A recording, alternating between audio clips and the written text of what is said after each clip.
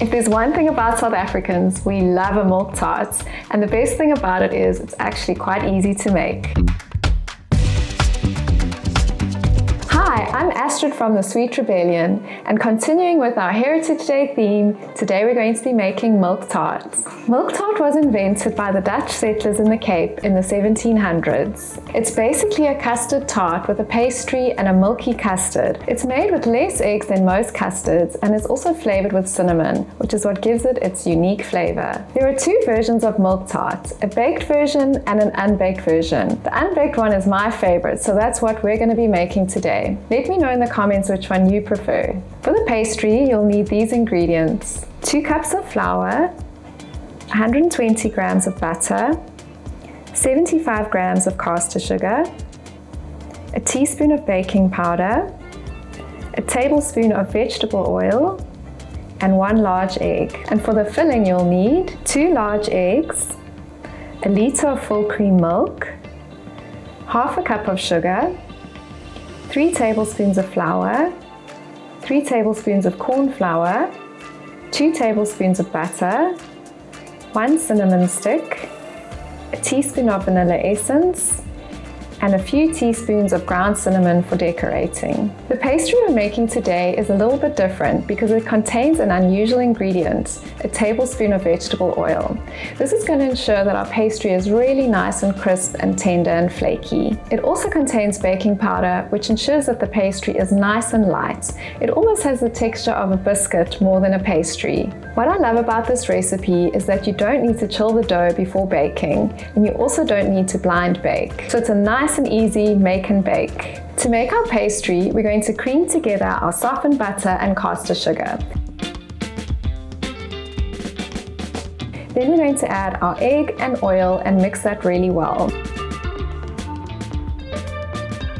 Lastly, we'll just add our dry ingredients and mix it until it starts to come together. So the one thing about adding oil to the pastry is it does make it a little bit crumbly and hard to roll out with a rolling pin. But not to worry, we're just going to empty it into our tin and press it in by hand. I'm using a 23 centimeter diameter tin, and I like to use the ones with a loose base just to make it easier to remove the tart later. And I've just greased this lightly with some butter. I like to have quite a thin base for my milk tart, so I don't use all the pastry. This is how much I had left over. So start with about 3/4 of your pastry and just add more if you need it. Once I've pressed my pastry into the tin, I like to just prick it with a fork so that there's no air bubbles. This is going to go into a 180-degree oven for 20 to 25 minutes until it's lightly golden brown. While our pastry is baking, we're going to start our milk tart filling. First, we're going to heat together our milk, cinnamon stick, and butter and bring that to the boil. In a separate bowl, we're going to mix together our eggs, sugar, flour, corn flour, and vanilla and make a smooth paste. Then we'll gradually add the hot milk mixture to the egg mixture while stirring continuously.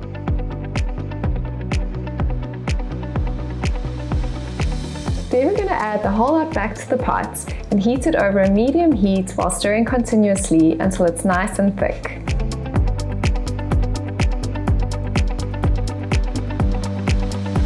Once your filling has reached this sort of consistency, you can strain it into a jug ready to pour into your pastry shell.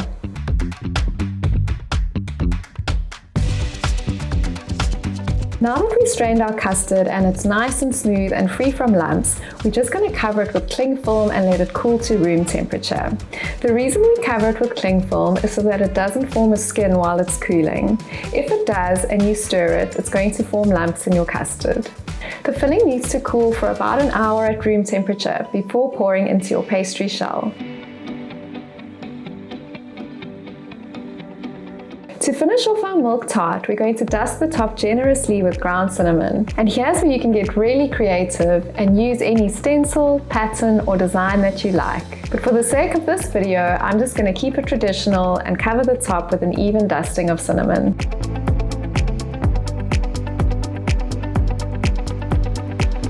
Before serving our delicious milk tart, this just needs to go into the fridge for about 3 hours to set.